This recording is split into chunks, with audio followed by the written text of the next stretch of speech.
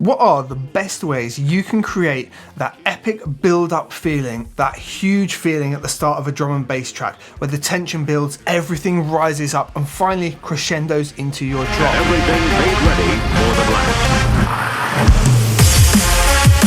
There's a bunch of different techniques that you can use, and it's the integration of those all coming together that really make it work. We're going to look at the individual parts and then how we can put them together and utilize those different techniques so we're not rinsing and repeating the same thing every single time. I'm going to break these up into 3 different categories. Then inside each category, we're going to have those different types of build-up and how we can utilize each individual one. The first one we're going to use is the drum roll. Let's have a look at how we would utilize those. I'm going to show you 3 different ways that we could do the same kick drum thing, but ramp it up in different ways and get different results. So the absolute bare basic thing you can do is take a kick drum and give it a simple progressive pattern that allows it to move up pace. So here we're going 1, 3, then we're going 1, 3, 4, 1, 2, 3, 4, and just ramping it up in overall progression.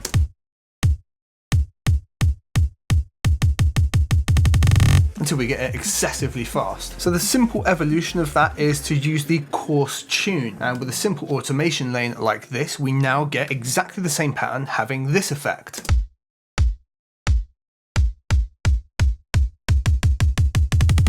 And now we get more of a build-up ramp over time, and it builds up a bit more tension as it changes pitch, and really extend out what's going on with it and create kind of crazy effects like this.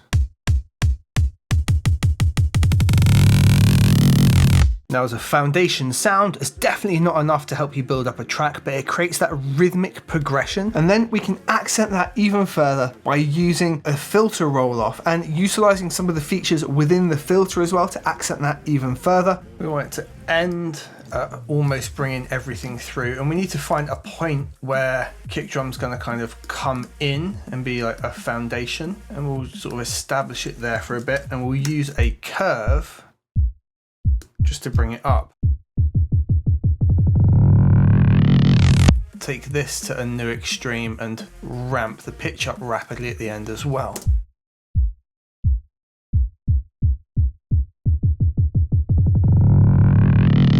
Now that's just using the low cut. We've also got common features like resonance and drive in the filter. Today's video is sponsored by DistroKid. They let me get my music out to all of the major distributors, and they do that at a price an independent artist can easily afford. If you're ready to get your music or beats out there and want to release an unlimited amount of music each year, check the link in the description below for a discount off of your first year of unlimited distribution with DistroKid. Let's have a listen to see just how much difference that resonance and drive automation can make in driving and pushing and rising everything up. Bring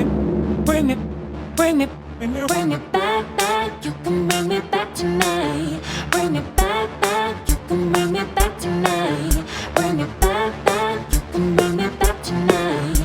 Bring it back, you can bring it back tonight. Bring it back, you can bring it back tonight.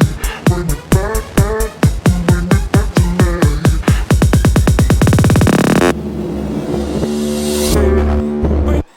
And you can take it a step further than there and use the pitch control and volume control on that drum as well. The next category are musical build-ups, where we have melodic and pattern-based build-ups, things like arps that move up in time, or filter sweep, or similar to what we did with the drums, the big filter sweeping up pads. Bringing these two together can build a great build-up and set a huge foundation and a kind of melodic rhythmic element using the arp. When we then put our drums into that as well and add to that rhythm, it just gets more and more intense. Let's have a look at how we can utilize those as well, and some key things to look at when trying to build your own up.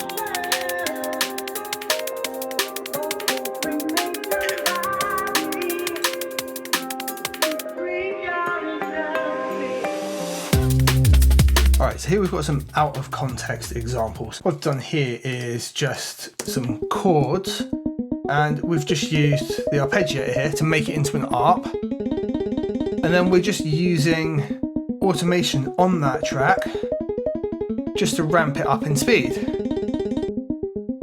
And then we can take what we've already learned, we're using the high cut frequency just to ramp it up as well and bring that high end in. We can make that more extreme by using the curve and keeping it muted for a bit longer.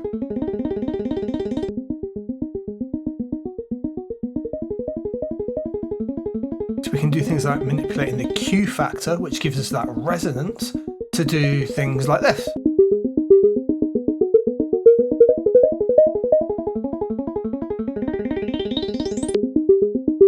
We can play around with that and adjust it as much as we like. And when we then put that in context with, say, like the ramped up kick, we start to really get that built up pressure.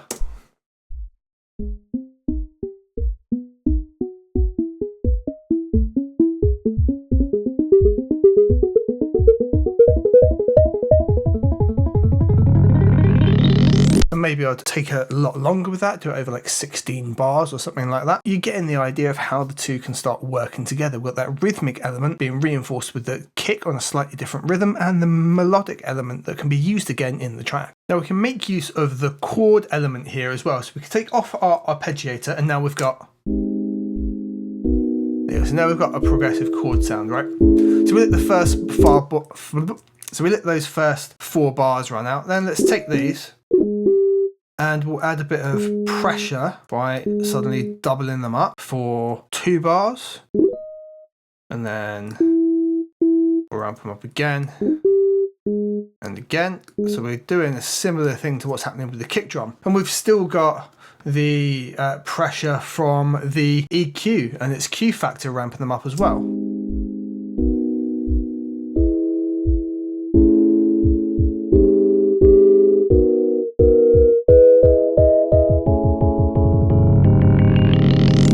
I personally really like to do this with something like staccato string.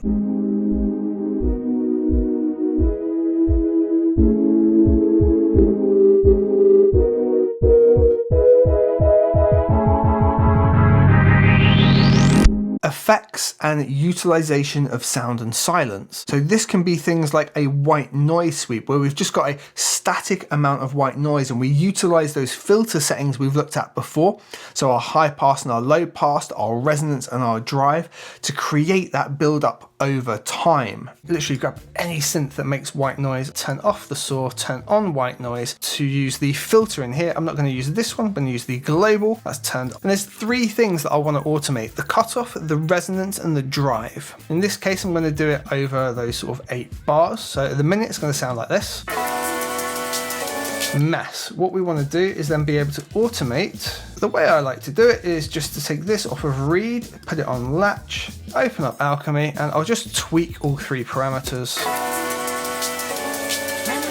while latch is on. And as you can see, they now all latch down there, which gives me a little bit of read data, which I can now put it back on read and I can draw in what I'm after. Now our main one's going to be the filter cutoff. If we just put a point in here and we can have it sort of at 90, because we've got the low end already cut away, it will be silent, and then we can just ramp it up gradually from there and curve it up quite quickly towards the end. And that will give us this.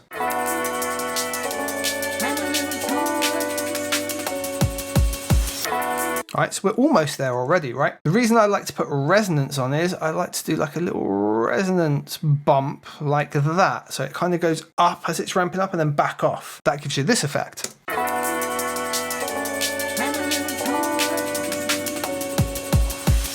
You've heard that a million times, right? And then the drive can just give us a little push at the end here, and that gives us this effect.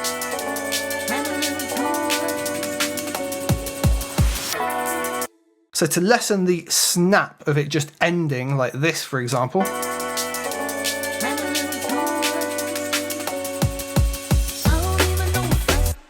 you can also just pop a little bit of reverb on, tiny bit of delay. I can do it straight in Alchemy in this case, but you might need to put it to a bus or add an effect on. So I can just go effect, switch on, reverb, acoustic reverb, and mix somewhere around 20%. Then we can utilize key things like silence, ramping everything up and dropping into just a moment of silence can add a huge amount into the track here.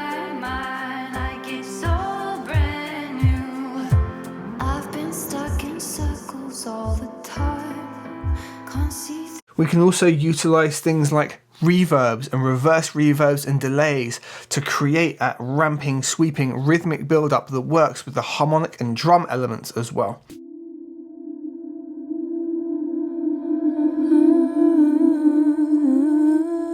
At how we can make these reverse vocal effects. I'm going to show you a couple of different ways to do it. What I like to do is blend a couple of the different ones together, maybe pan them left and right and give yourselves a different feel. So in this track here, I want kind of a reverse vocal to come into this first part just here.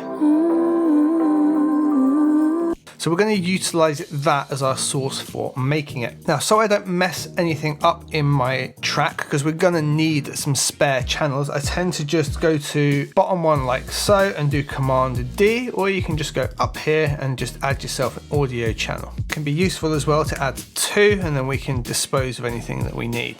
So we've now got two spare channels, and I'm going to copy this down here so we can utilize it and then delete it later if we don't need it. So there's a couple of ways we can do this. The very first one is having the piece of audio like it is and just keeping it running forward and putting something like a reverb on it. Space Designer is a really, really good choice for this. So if we go into our effects and scroll down to reverb, and we can pick ourselves up Space Designer. Now at the minute it says mono or mono to stereo, and this is because it's a single track audio recording. I find this effect nicer if it's in stereo. So we're going to go mono to stereo, and we're going to take the dry signal all the way down, and we're just going to test play it back, because we don't want to just put the wet signal straight up to 0 because it'll often distort.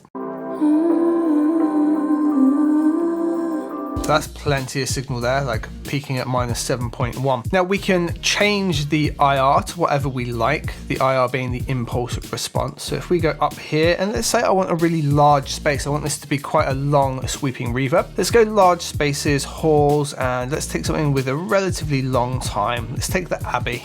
Now we want pre-delay to be 0. Size is going to be a preference on how you want it to sound more than anything. Let's just loop around this and have a listen.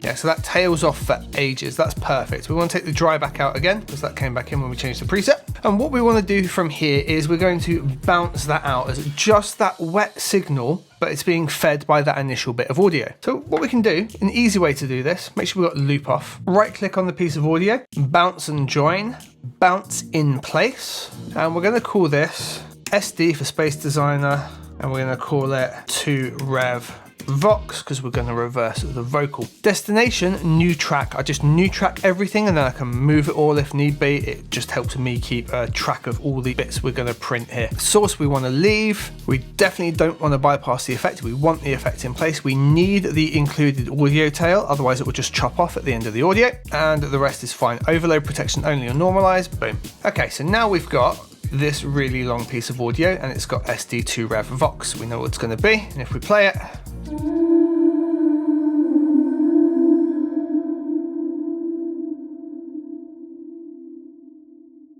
all right, so now if we've got Inspector open, if you don't see this on your left-hand side, just press I and it'll pop open for you. Have that piece of audio selected, boom, just hit reverse. And what I'm going to do now is actually chop this. I don't want all of this bit.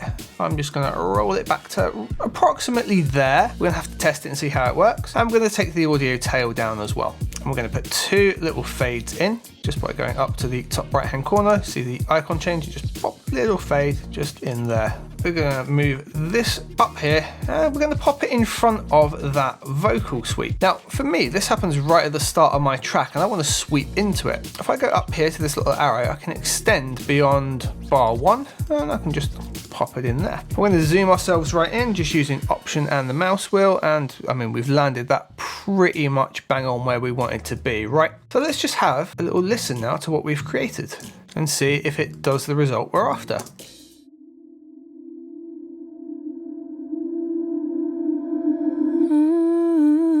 All right, so it kind of builds up. Now you can then gauge how much of the vocal you want in, or you could have it so it fades out like this and you've got more of a transition.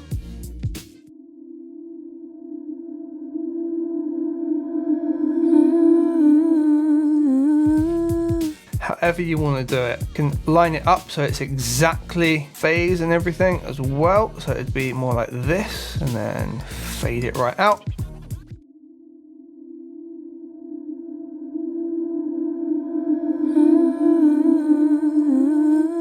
There we go, and that gives us a really nice, easy transition there. And notice how stereo it is as well, even though we've gone from that mono signal.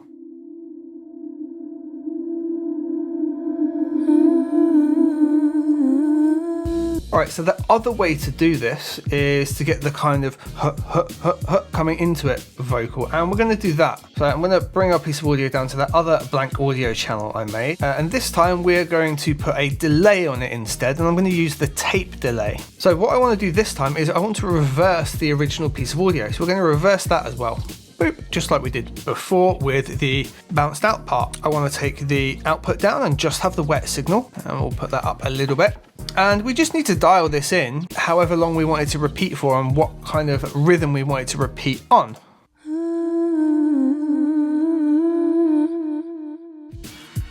So let's say that's roughly what we want. What we're going to do now is the same process. We can right click, bounce it in place. You can just use Control B as well. And we're going to call this delay vox to rev, new track, all that jazz. All right, so now we've got this.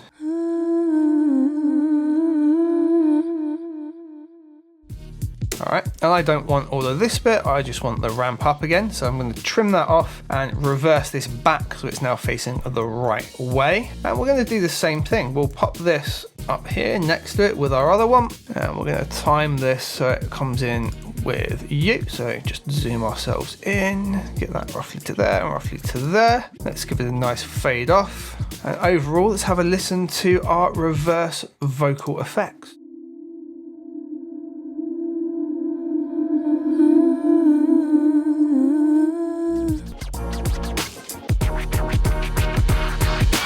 If you want to see how some of these are utilized in complete tracks, you can check out either of these videos here where we're doing tracks from scratch, and I would have used some of these techniques in context, and you can create the entire track, follow it along as you like, or potentially even download the whole project and work along it with me.